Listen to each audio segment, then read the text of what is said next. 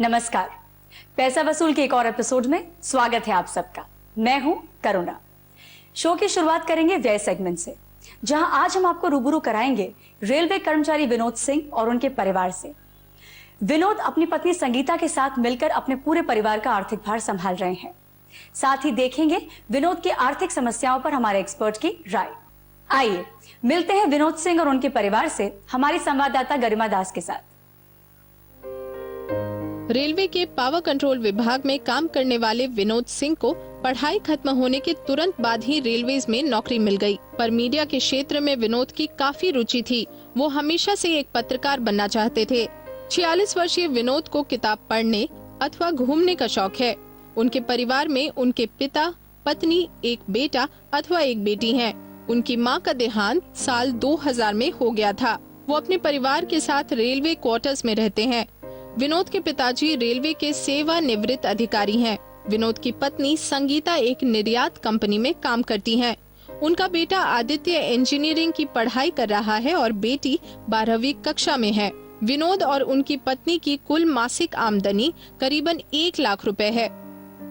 हम दोनों का मंथली खर्च जो है पूरे फैमिलीज में जाते हैं, पूरा EMI भर के अराउंड 60 से 70 हजार के लगभग है।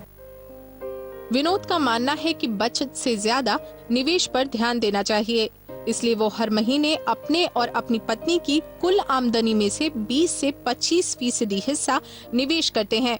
इस वजह से उनकी वित्तीय स्थिति काफी मजबूत हो चुकी है। उन्होंने term policy, unit linked pension plans लिए हुए हैं, पर उनकी पत्नी पोस्ट ऑफिस स्कीम्स और सोने में निवेश को बेहतर विकल्प मानती हैं।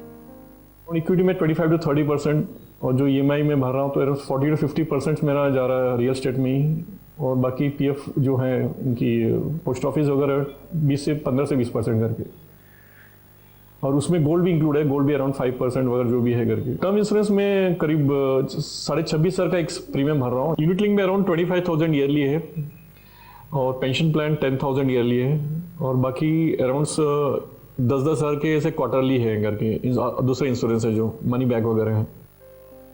विनोद ने अपने बच्चों की पढ़ाई के लिए कोई लोन नहीं लिया है। अगर भविष्य में उनके बेटे आदित्य की पढ़ाई के लिए पैसों की जरूरत पड़ी तो वे अपने शेयर्स बेच के बेटे को विदेश में उच्च शिक्षा के लिए भेजेंगे। उनका और उनकी पत्नी का ये मानना है कि पहले वे अपनी बेटी को अपने पैरों पे खड़ा होने के काबिल बनाएंगे और उसके बाद ही उसकी शादी के बारे में सोचेंगे। अपनी बेटी मेघना के लिए विनोद की पत्नी संगीता ने एक फ्लैट खरीद के रखा है और सोने में भी निवेश किया है। गोल्ड में इन्वेस्ट करके कॉइन्स रख लेना है। जब बच्चे का शादी का समय आएगा तो उसमें जो भी ज्वेलरीज उसके लिए बनानी है, उसमें नए फैशन के उसको बना के दे दूंगी। विनोद का परिवार वित्तीय रूप से सुखी है, पर वे हमारे एक्सपर्ट से कुछ सलाह चाहेंगे।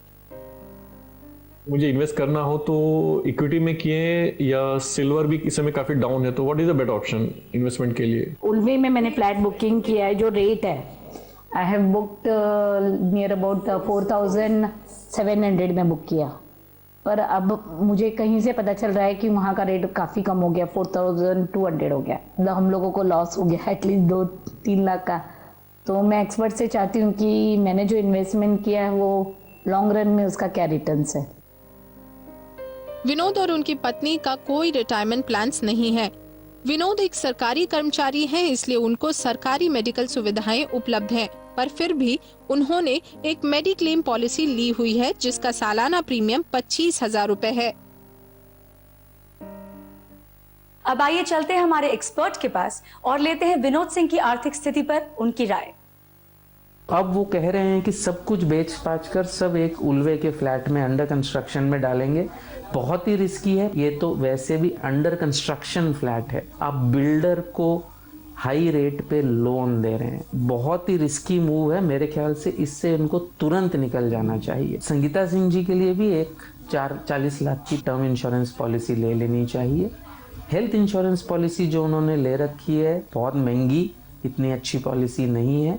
उनको दूसरी अच्छी हेल्थ इंश्योरेंस पॉलिसी ले लेनी चाहिए। जो उनकी एक यूलिप पॉलिसी है और पेंशन पॉलिसी है उसे उनको सरेंडर कर देना चाहिए। जो सरेंडर से पैसे आएंगे वो पैसे वो इन्वेस्ट कर सकते हैं। जो भाड़ा आ रहा है वो पैसा शॉर्ट टर्म फंड में एक सिस्टमैटिकली इन्वेस्ट करें। हर महीने 20,000 रुपये ये आदित्य की फंडिंग के लिए काम आ जाएंगे। अपने रिटायरमेंट के लिए उन्हें करीबन 2 करोड़ रुपए जमा करने, और उस 2 करोड़ को जमा करने के लिए 20,000 रुपये इन्होंने इक्विटी फंड्स में सिस्टमैटिकली हर महीने ये अगर लगाएंगे, चाहे लार्ज कैप इक्विटी हो, चाहे थोड़ा सा पैसा मिड कैप इक्विटी में भी लगा सकते हैं। उनके पास जो गोल्ड वगैरह है उनको आप रहने दीजिए, ताकि आपके पास बैलेंस भी हो जाएगा रिस्की एसेट्स और लेस रिस्की एसेट्स का।